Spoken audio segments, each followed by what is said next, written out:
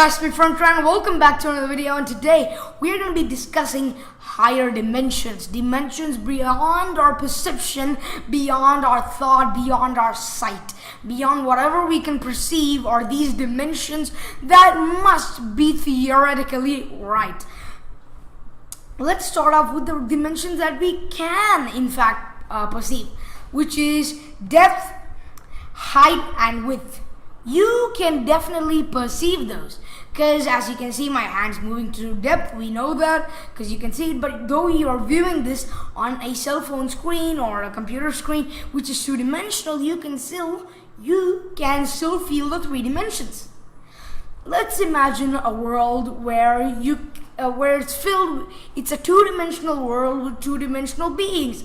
We'll call that world flatland. Our flat friends are triangles, circles, polygons, dodecahedrons don't have a place here because they are three-dimensional. And you just have all of these two-dimensional shapes. You can see only angles. Polygons and circles are the only difference because they look like this and like that. So the only thing they know is this and this. They don't know anything like this, no up, like microbes. And so if you move your hand through their two-dimensional line of sight, this is what they will see. And as they have no idea of that up to down, they think that is just some sort of shape-shifting object. And they're like, wow, what is this? My God, it's coming from a whole new dimension. And like that's how we are when we see a four-dimensional shape. And we have one of those. It's called the Tesseract. There are actually some video game references to this, but it's a four-dimensional object. When you spin it, right, it goes through this dimension that we can't perceive. Let's call that dimension X plus. And it moves through X plus in a way that it looks like, as we can perceive only three, our mind tries to convert that into a three-dimensional image, which looks like it's going through this, going through that, getting cramped and getting just piped out. But it actually is just spinning through X plus. But our mind cannot process X plus, so it processes X, Y, and Z, but it doesn't include the X plus. So you don't see a tesseract. You see this weird cuboid going in, shape-shifting, and just look like you're doing a wobbly, some weird type of stuff. That's exactly how the people of Flatland will see your hand. Let's just say, theoretically, some people, let's say, I don't believe in aliens, just a little disclaimer. I don't believe in those theories, but let's imagine a little theory. In theory, let's say that there are these beings that can understand and perceive X plus, which is the fourth dimension. It doesn't have to be X plus. I'm just using it to just reference to something.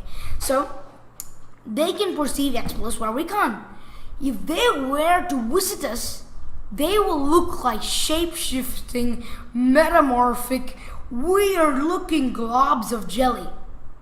Though they will probably look like us. It's just like when we put our hand through. We can never contact them. We are like ants to them. Oh yeah, those 3D ants.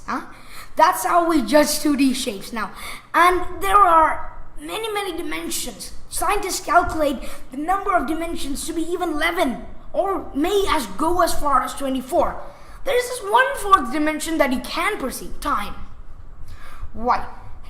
You can technically move through time, right? You can move through depth, there you go. I'm going through depth, going through length as I move my hand here and there. And I'm moving through length, right? So as time is a valid dimension, you can move through it through wormholes that alter space itself to bring you through time. You may not go to the universe that you currently live in, but an alternate universe where at the same time a different time occurs. Maybe a bit confusing, and let me try to simplify it for you. You are in a universe where the time is 2018. We'll call that Multiverse 1. and you live on Earth 1, Multiverse 1, Earth 1. Let's say through a wormhole, theoretically. This may never be physically possible, but it's just like all in quantum dynamics, it's all theoretical. You can theoretically make a wormhole to Multiverse 2 where at the same time is same, right? Where in Earth 1 time is 2018, in Earth 2 at the same time when it's 2018 it's 1947. And India's gaining independence. Jai Hind, yay! And you can just put a wormhole through that. Nothing would have changed except the time. And a bit of different possibilities. Because the behavior is insane. It's just different universes, different, you could say, copies of the same program. It's like the program is universe. And there's universe shortcut, universe shortcut 1, and universe shortcut 2. Sort of like that. So this may be confusing and all, but it is essential to understanding higher dimensions and especially the dimension of time. Time moves slower when you're near a black hole.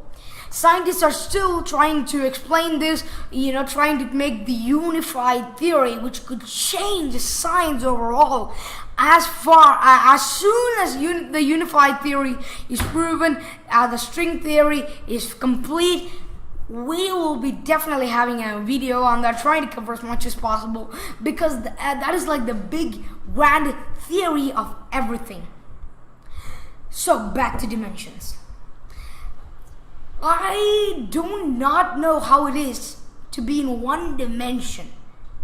Length, that's it, you can't go here and here.